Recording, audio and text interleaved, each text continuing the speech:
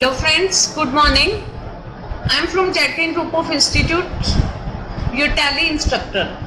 हमने last lecture में क्या किया था? Actual and build quantity column and discount column पे। आज जो हमारा टॉपिक रहेगा वो रहेगा बैच वाइज डिटेल।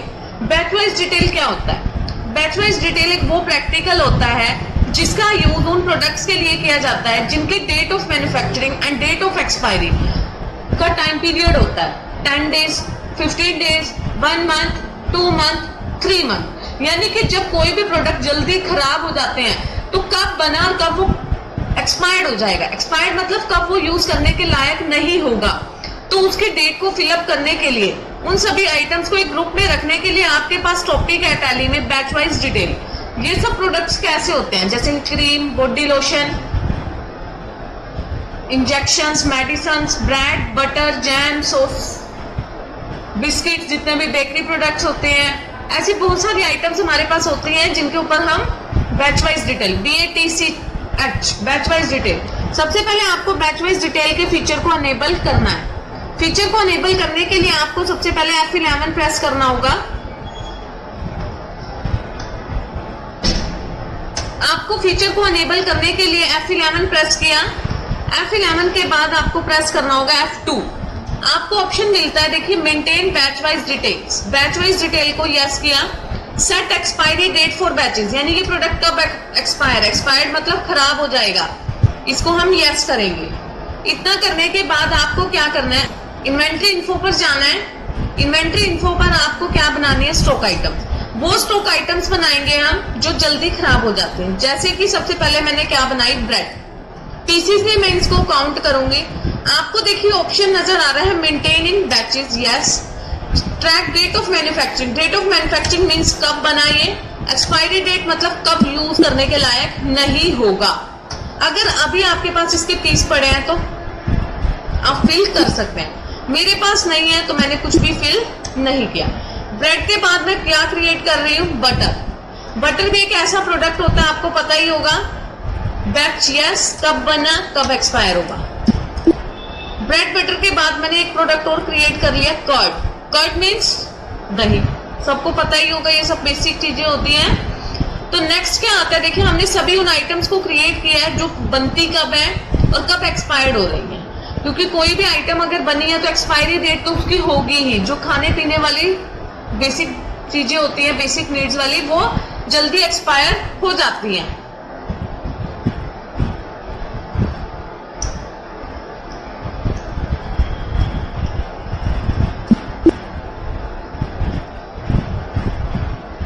देखिए, हमने कर लिया ये। अब हम इस आइटम को परचेज करते हैं। अगर हमारे पास स्टॉक ही नहीं होगा तो आप सेल क्या करोगे, स्टॉक मेंटेन करेंगे। सबसे पहले हम स्टॉक को मेंटेन करने के लिए आपको एंट्री पास करनी है F9 में। मतलब हम आइटम्स को क्या कर रहे हैं, परचेज कर रहे हैं। सबसे पहले पार्टी अकाउंट में, मतलब किस पार्टी से आपने परचेज किया है। Alt+C प्रेस करके मैंने कृष्णा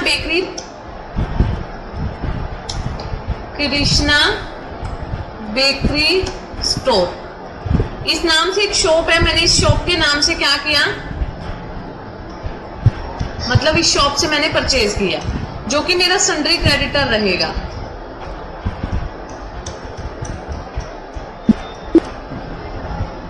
जब हम इससे परचेज कर रहे हैं तो परचेज लेजर में Alt+C करके आपको परचेज अकाउंट क्रिएट करना होगा। कृष्णा बेकरी स्टोर का आप एड्रेस फिल कर सकते हैं, bypass road. Name of item, आपने सबसे पहले ब्रेड परचेज किए। लिस्ट ऑफ एक्टिव बैचेस, देखिए आपको शो हो रहा है name, expiry, balance. New number fill किया, मैंने नंबर रखा 54। कितने पीस है मेरे पास, 50 पीस। कितने का एक है, 50 का एक। 1 अप्रैल को मैंने खरीदा है ये, जिसकी 7 डेज की, ब्रेड की नॉर्मली 7 डेज की एक्सपायरी होती है, यानी ये 7 दिन के अंदर अंदर मुझे सेल करना है। बटर 55 इसका नंबर रखा मैंने। ये मैंने 58 पीस खरीदे, एक पीस 100 रुपीज का।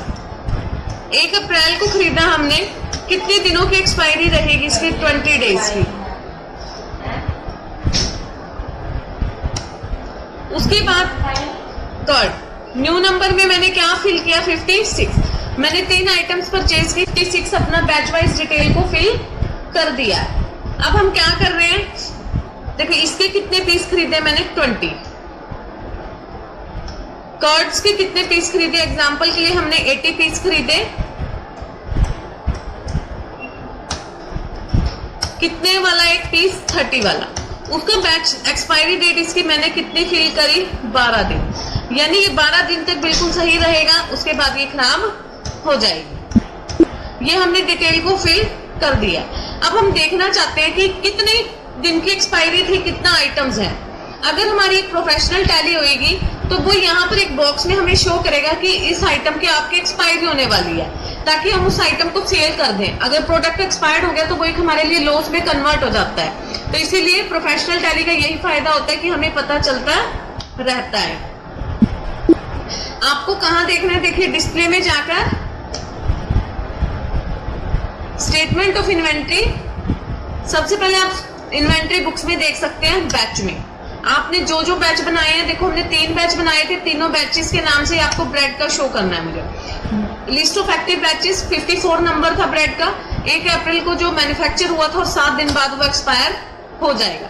देखिए आपको यहाँ पर इनवर्ट्स शो हो रहा है। इनवर्ट्स इसलिए शो हो रहा है क्योंकि कुछ भी अभी हमारा सेल नहीं हुआ है। चलिए अब हम देखते हैं कि हम सेल कर रहे हैं इन प्रोडक्ट्स की।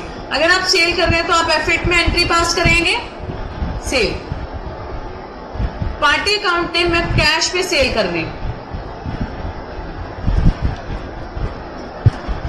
सेल्स लेजर में Alt+C प्रेस करने के बाद आप लेजर बनाएंगे सेल्स अकाउंट का। मैं क्या सेल कर रही हूँ, ब्रेड। ब्रेड के देखिए मेरे पास 50 पीस थे, 50 पीसेस थे, 7 डेज की एक्सपायरी है, 50 ही पड़े हैं। मैंने इसमें से 25 पीस बेच दिए। कितने का एक सेल किया, 56 रुपए का। ये सेल हो गया मेरा। उसके बाद मैंने जस्ट बटर की सेल ही नहीं हुई, हमारी कर्ड सेल की। मैंने इसके लिए न्यू नंबर सिलेक्ट किया, 5 पीसेस। कितने का, 35 का मैंने इसको सेल किया। अब हमारा देखेंगे आप, स्टॉक कम हो चुका होगा। आप इस स्टॉक को देखने के लिए कहाँ जाएंगे, देखिए या तो स्टॉक समरी से देख सकते हैं आप। ब्रेड के देखिए आपको 50 पीस खरीदे, 25 पीस सेल हो गए, 25 बचे होंगे। ऐसे अगर हम बटर का देखना चाहते हैं, 58 खरीदे थे, सेल नहीं हुआ तो आउटवर्ड्स। यहाँ देखिए आपको आउटवर्ड शो हो रहा है, ये खाली है। क्यों है खाली, क्योंकि जब हमारी कोई सेल ही नहीं हुई है तो ये कुछ भी हमें शो नहीं कर रहा है। नेक्स्ट देख रहे हैं हम कर्ड का। कर्ड के मैंने 80 पीस खरीदे थे, 80 में से 5 ही सेल हुए थे, जो कि 35 को एक मैंने सेल किया था। अभी मेरे पास कर्ड के 75 पीसेस बचे हुए हैं। अगर आप यहाँ से नहीं देखना चाहते हो रिपोर्ट को, तो डिस्प्ले में जाकर इन्वेंट्री बुक्स, बैच बनाया था मैंने, बैच, नेम ऑफ बैच आपको शो होगा। देखिए हमने कृष्णा बेकरी से पहले 50 पीस खरीदे, जिसमें से 25 हमने सेल कर दिए और 25 हमारे पास बचे हुए। ये क्या था, हमारा क्लोजिंग बैलेंस था बैच का। ये हमारा टॉपिक था बैच वाइज डिटेल, जो कि हमारा क्लियर हो चुका है। इसके बाद हम नेक्स्ट टॉपिक करेंगे जो इसी से रिलेटेड रहेगा। होपफुली आप सभी को समझ आ चुका होगा। अगर किसी भी स्टूडेंट को कोई भी डाउट है तो वो कमेंट बॉक्स में कमेंट करके अपने डाउट को क्लियर कर सकता है, क्योंकि अगर पुराना लेक्चर ही क्लियर नहीं होगा तो नेक्स्ट लेक्चर में हमें डाउटफुल रहेगा ही रहेगा। मिलते हैं हम नेक्स्ट लेक्चर में नेक्स्ट वीडियो के साथ। Thank you so much. Please like, share, subscribe and comment on my channel. Thank you.